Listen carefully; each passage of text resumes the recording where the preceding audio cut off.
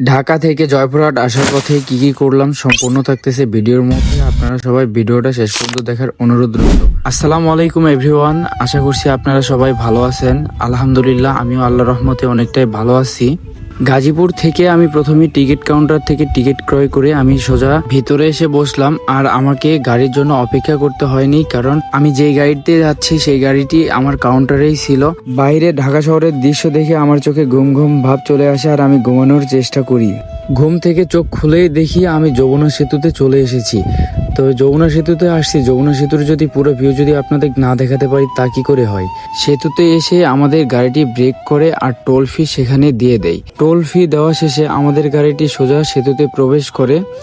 আর সেতুর যে সুন্দর দৃশ্য, যেন মনমুগ্ধকর রাতের সিনটা আমার কাছে বেশ অনেকটাই ভালো লাগে। আপনাদের কাছে কেমন লাগে তা অবশ্যই কমেন্ট করে জানাবেন। আর আরেকটা কথা, এই সেতু দিয়ে আপনারা কে কে কতবার ঢাকায় গিয়েছেন তা অবশ্যই কমেন্ট করতে ভুলবেন না। আমি যমুনা সেতুর পানির দিকে একটু ক্যামেরাটা ধরি, কিন্তু পানিটি রাতের কারণে তেমন একটা ক্লিয়ার দেখা যাচ্ছে না। তবে দেখতে দেখতে যমুনা সেতু পার হয়ে আমরা সিরাজগঞ্জে এসে পড়ি। আর এখানে অনেক সুন্দর সুন্দর রেস্টুরেন্ট রয়েছে। একের পর এক রেস্টুরেন্ট দেখতে দেখতে আমাদের গাড়িটি এসে ব্রেক করে যমুনা ফুড ভিলেজ। তবে এখানে আসার পরে আপনারা সবাই সতর্ক থাকবেন, এই বড় বড় রেস্টুরেন্ট থেকে আপনারা অবশ্যই বিরত থাকবেন। তার কারণ এখানে অন্য অন্য জায়গার থেকে তুলনামূলকভাবে অনেকটাই দাম বেশি রাখে তারা। আমি এখান থেকে শুধু একটা দই নিই 50 টাকা দিয়ে। তার কারণ আমি আগে থেকে আমি অন্য জায়গা থেকে খাবার কিনে রেখেছিলাম।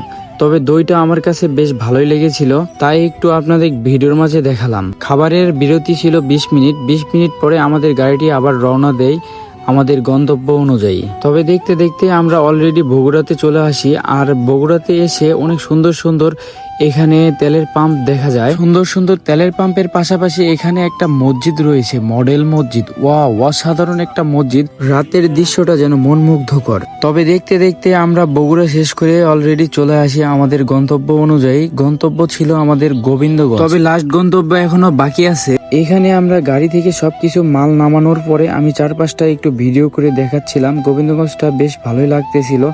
আর এখানে বেশ কিছু ফলের দোকান সহ মহাস্থানগড়ের ভাইরাল সেই কটকটিও রয়েছে।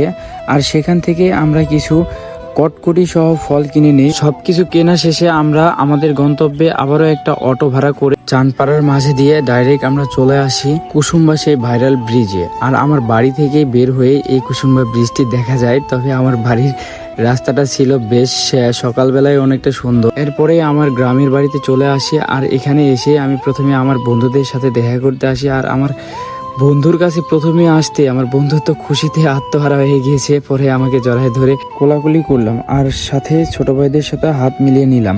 আজকের ভিডিওটা শেষ করলাম। সবাই আমার জন্য দোয়া করবেন। আর ভিডিওটি ভালো লাগলে অবশ্যই লাইক কমেন্ট করে আমার পাশে থাকবেন। ধন্যবাদ।